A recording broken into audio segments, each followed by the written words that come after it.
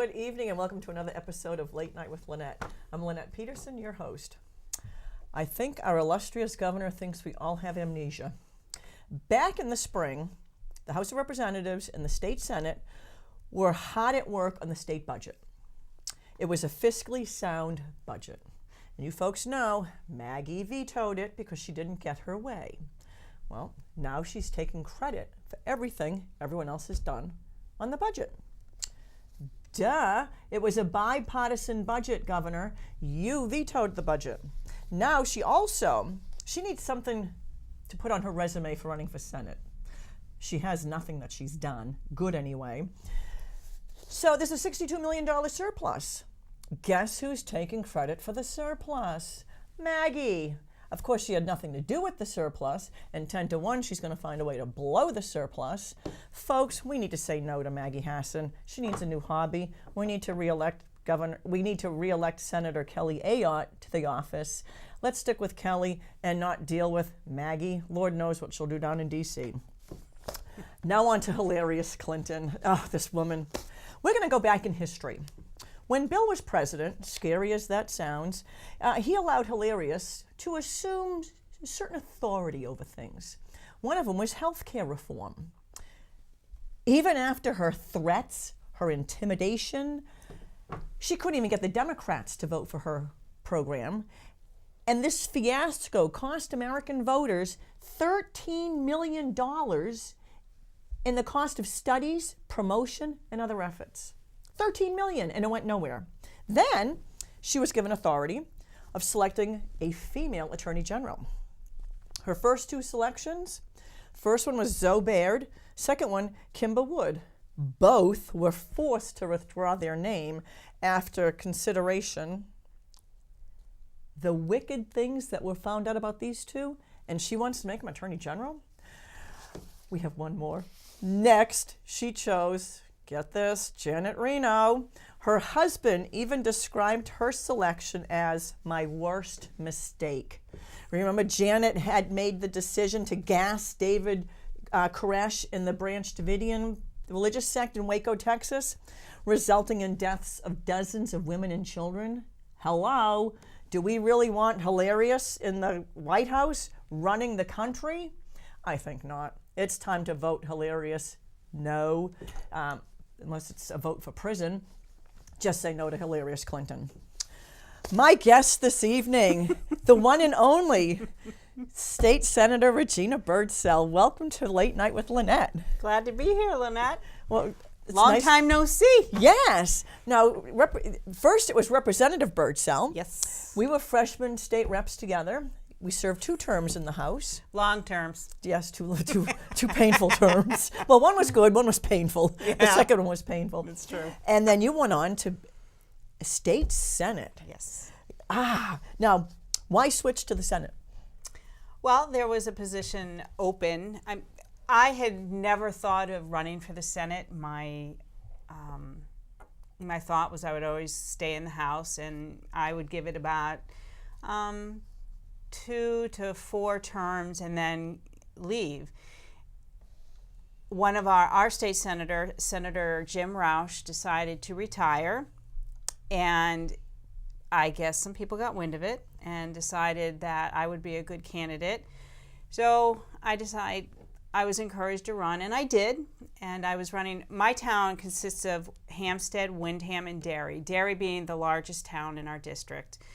And I was running against 2 people from Derry. Lo and behold, I won the primary. And in our district, the primary is probably one of the biggest fights. So I won the primary and eventually won the seat. And I've been serving since December of 2014, and I do enjoy it a lot. I miss the chaos of the House. It's a much more subdued aura, but it's fun. Yeah, there's only 24 of you, 400 state reps. I mean, there's chaos is putting it mildly. Right. I remember my first term talking with, at the time, Speaker Bill O'Brien. Yep. I commended him on how he can keep everyone under control. I said, we're like a big batch of Labrador puppies. And me, I mean, I owned a lab puppy. I mean, she still thinks she's a puppy. It was perfect description of the house. I mean, our freshman term, there was a record number of freshmen. Right. Yeah. I tried one day. I was talking with Speaker O'Brien, and I said, it's really like herding cats in the house. And later on, I was walking through Market Basket or Hannaford, and I meant to pick it up then, but there was a bottle of wine herding cats. And I wanted to pick it up and give it to him for Christmas, but I haven't been able to find it since. So. Oh, too funny. Now, how was the transition from the House to Senate? Is there a big difference? It's huge. Yeah. It's really huge. First of all, when you first start, it seems a little bit easier because you have people to help you, and they really, I mean, the staff really helps you a lot. As a member of the House, you have no help. You do your own newsletters, you do basically everything yourself. You don't have any admins. When you go to the Senate, you have your own admin, and then you have the whole staff. You have a communications person or a PR person that actually writes the press releases for you, the op-eds for you. You have final approval of them. But once you get into the business, it's a lot harder because I'm chair of Public and Municipal Affairs, which takes care of municipal issues, veteran issues, and election law. So there's a lot more on your plate. And we see this session alone, the Senate has a record 325 bills. Whoa. We have never had that many. 65, I think, are from last year. Wow. Last two sessions, the Senate has had a record number of, and that we have to get through those, which is less than what the House does. Right. And then during crossover, then we get all the House bills, and some of them have been weeded out, but it's a lot of work. And for instance, right now we're trying to get some of the financial note bills because they have to go through a second committee, which is finance. So we have to hear all of them first, and it's really a struggle trying to figure out. You have a set idea of what you want, and then they're throwing new bills at us that they're so far behind that the bills are still coming out. And we just got 3 new finance. I had my schedule set up, and then we had to put 3 finance bills in there. And now, in the House, only House members can submit bills. That's the same with the Senate? Only senators? Yes. Okay, so who's going nuts putting on all these bills? Who's what? Who's putting in so many bills? I mean, Well, the senators. yeah, I mean, they're just going nuts. Last session, we had one senator put in 25 bills. Holy cow. And that's prime. For me, this session, I put in 8. Yeah. Last session, I think I put in 4. 4 or 5 is about the most that you can do because you have to not only track it, although the admin does help. She tells you where you need to be, when you need to be there. But if you have too many, you can't really delve into the guts of it. So when you're asked questions in committee, I've learned that if there's someone who is pushing me to put this bill in, yes, I present it, and then I say there will be people coming behind me that will explain it in detail. But that's what I did at the House. If someone wanted me to do, I introduced the bill, Yes. and that was it, and said, okay. And then I went back to Judiciary, because we were always insane. Well, that's pretty much what we do. If I'm not scheduled to be in committee, I stay there and I listen. I had one bill, a commission on sales apportionment, because what happened is one of my constituents, he's a service industry. He has a business that's a food broker, and he introduces manufacturing of different types of foods to people that sell foods, like Hannaford Brothers and DeMoulas. So he got a call from Maine, and apparently he owed Maine $40,000 in taxes. Now, we're a no-tax state, but what Maine did in 2007, they passed a bill that basically taxes people on the service versus where their business is. So they estimate how much money he made on a certain service. Now they didn't. Wow. They not only taxed him on what they thought he owed. They didn't catch up with him, but they taxed him back pay, Holy cow. back penalties, and his 7 taxes dating back to 2007, $40,000. And not only Maine, Massachusetts just picked up this accounting principle in 2014. So anyone who has services, it can be an attorney, it can be accountants, it can be the food brokers, anyone who does any kind of business, whether you actually set foot in Maine or not, or Massachusetts, they will be taxing you. Now, how can they tax him if he doesn't actually go into Maine? Because they're doing it on the amount of sales that he's going to get. The person from New Jersey who manufactures cheese and sells it to Hannaford Brothers in Maine, they're estimating how much he made off of that sale. Wow, that's dirty pool. It is. Now I believe it's 18 states have adopted that. So we have to be very careful.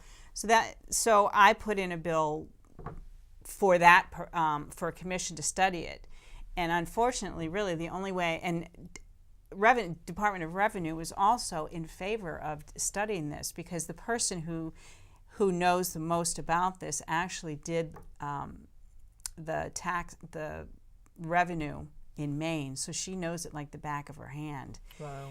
And I think the only way we're going to be able to compete is to probably upgrade. It's not going to upgrade our system to add in the sales apportionment. It's not going to affect any New Hampshire businesses, because already they're going to start getting hit. Oh yeah. Now, was he responsible for that $40,000? Yeah.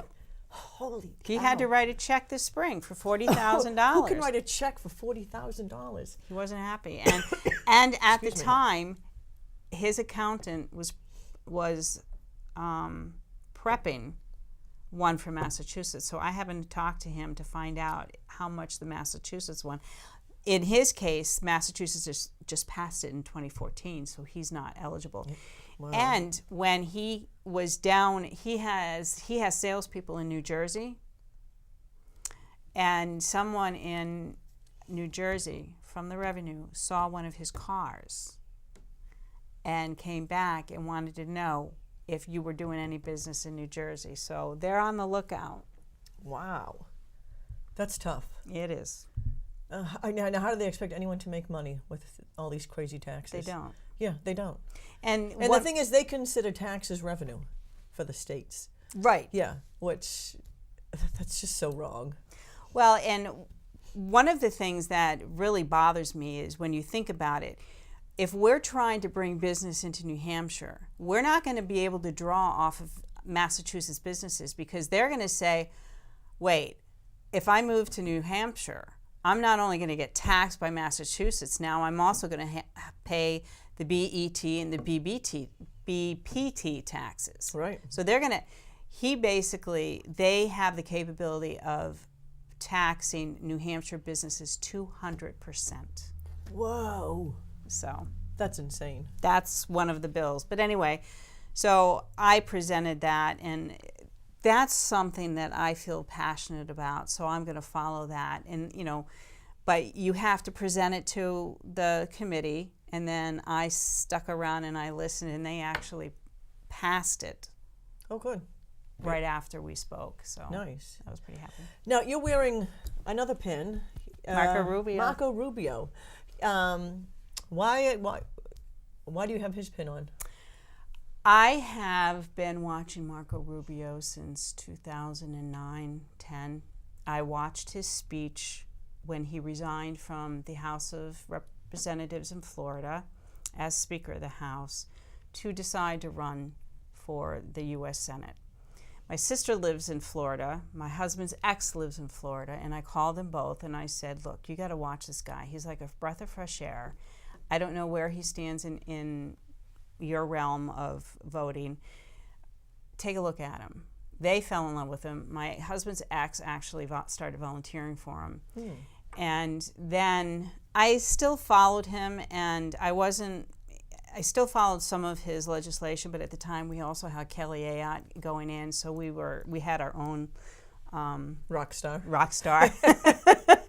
But in 2012, I think it was 2012 or 2013, when I became Rockingham County Republican chair, I was looking for someone to speak at our Freedom Founders dinner. I called Scott Walker's office. I called Susanna Martinez. I called Tim Scott. I called all of these people to try and come and speak at our dinner. No one would bother coming. They wouldn't. Some of them wouldn't even call me back. Wow. So I called Senator Rubio's office. 2 days. They said, we'll be there. Nice. And so he was very responsive. And what kicked me in was when he did show up. Well, he did show up. And when he got into the restaurant, it was at the Wentworth. Diane Bitter. I don't know if you know Diane. Yeah. She's the one that set it up, and she likes those Wentworth hotels. And he walked in, and he was so genuine. He walked in. He said, "Wow, this is really nice. I have to bring my wife here." Wow. I went, "Aw." Yeah. So in April, I knew he was going to start running, and in April, I watched his speech, April 15th or 13th of 2015. I watched his speech saying he was going to be running, and I thought, there's Ronald Reagan again. He has a great way of communicating. He really can talk to people who don't have a lot of money. He doesn't come from money. And I just think, and I love his policies. I'm a hawk when it comes to military, and I really like what he says, because my sister is retired Army, my brother-in-law is retired Army, my father was retired Army, I'm 10 years Coast Guard. So I believe in a really strong military presence, and he speaks to me. My mother lived in Florida, and he wasn't in her district, but I mentioned his name a few years back, and she liked him. Like I said, wasn't her representative, but she really liked him. Yeah. I like his information that he puts out there. I ran against Charlie Crist. He was a Republican, then he was an independent, then he was a Democrat, now he's a vegetarian. Not too funny. Now, what makes him different from the other candidates? What stands out about him? The fact that I feel like he's running much more of a positive campaign. I mean, it's the last couple of weeks, I think everybody's gotten a little bit too negative, but he's always been, to me, he's always been the very happy warrior. He gets out there, he has a hopeful message, and frankly, I see so many young people coming to his events, college-age kids, who are really interested in his thought process of higher education and what he's going to do about it, and the fact that he really believes in technical colleges as much as four-year colleges, because not everybody, I didn't go to a four-year college, right? I went into the Coast Guard, and then I went to community college until I was able to transfer to a four-year college for the last 2 years. So to me, that's what speaks to me, and the fact that he comes from humble beginnings, and I think he's really is one that will be able to unify us, because right now we're not. And what I hear from some of the other candidates is angry rhetoric, and I hear answers from him. I hear policies, and that's important to me as a legislator. I hear people saying, I'm going to do this, I'm going to do that, we're going to make America great again. Well, how are you going to do it? What are you going to do? Where do you stand on Common Core? How are you going to build up our military? I don't get the answers from some of them. So, no, what's he passionate about? What's his number one issue that defines his campaign? National security. National security? And ISIS. He's really strong against ISIS. He has one of the highest security clearances that they have, close to the president. His security is very similar to the president. So he's a lot more aware of what's going on with ISIS. In one of those debates, he spoke about what Putin was going to do, what ISIS was going to do, and within 2 weeks they had both done that. He has a way of being able to see the whole picture and strategize where people are going to go. That is what struck me. So, very good. Now, I've heard this mentioned by a few people, that Senator Rubio and Senator Cruz wouldn't be strong on immigration because of the states that they come from. that's not true. Yeah. I think they are both strong. They both have very similar positions. I can only speak to Senator Right. Rubio. Senator Rubio, and they throw the Gang of Eight around his neck. Well, okay, so he tried to fix a situation. He learned from our mistakes, as we do. Last year, I tried to put in a bill on education, making civics part of the curriculum, and I got a lot of backlash because it was mandatory. So I revised it. That's what we do as legislators. So he realized that an omnibus bill does not work. You do it a step at a time. You have to do one step, secure the border. Once you get the okay from the states around it that things are okay, then you go to the next step, and then the next step. Getting rid of or securing the border, deporting criminal aliens, getting an e-verify system that will track them, and then you have to deal with the rest of the immigrants that are here. And no one has any idea what to do with those 11 million. I mean, Ted Cruz, they've tried to get an answer out of him. He doesn't answer it. None of them do. Yeah. What do you do with people that are already here, already established? They're illegal, which means against the law.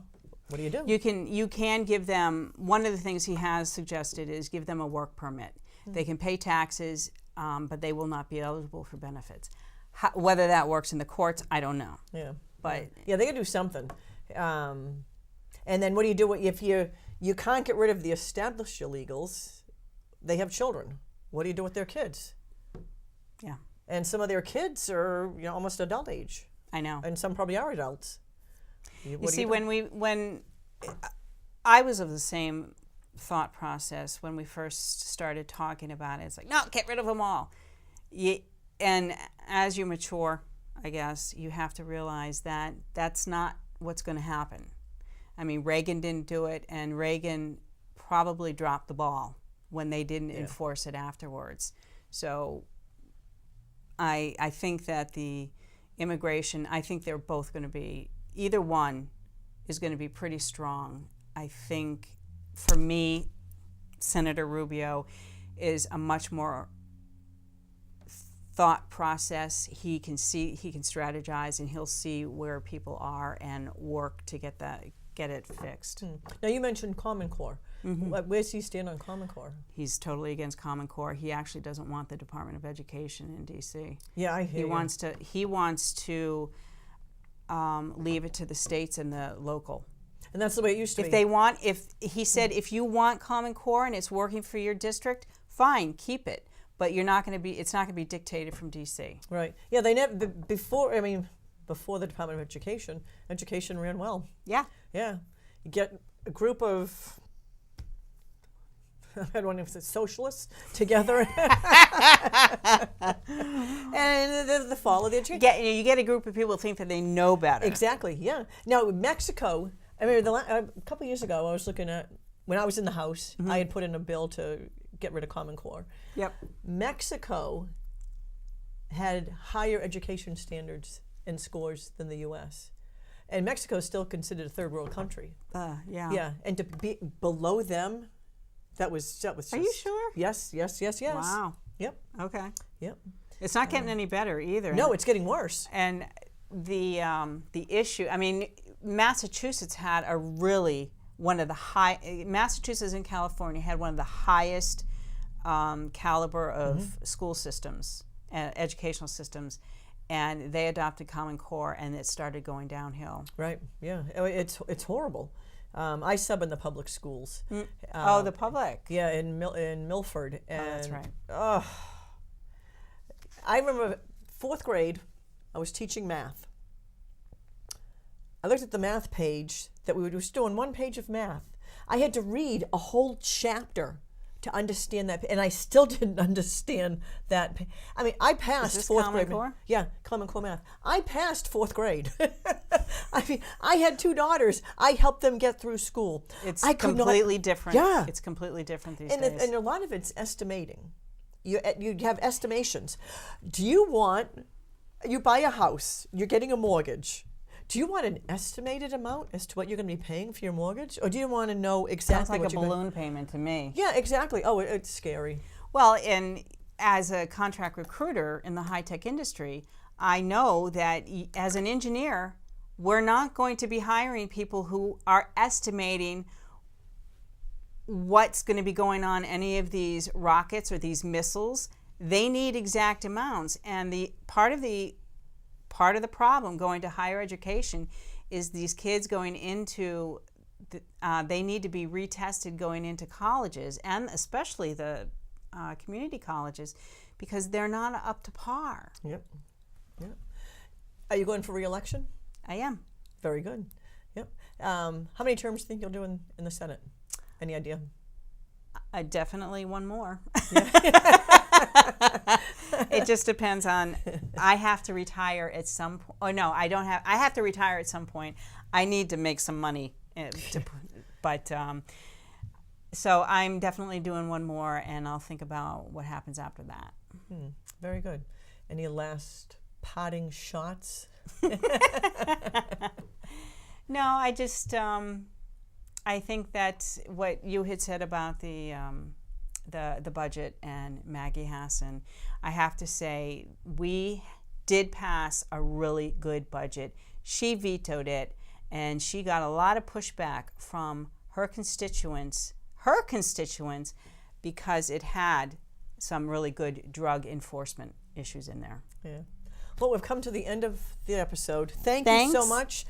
Thank you for tuning in to Late Night with Lenette. Good night and God bless.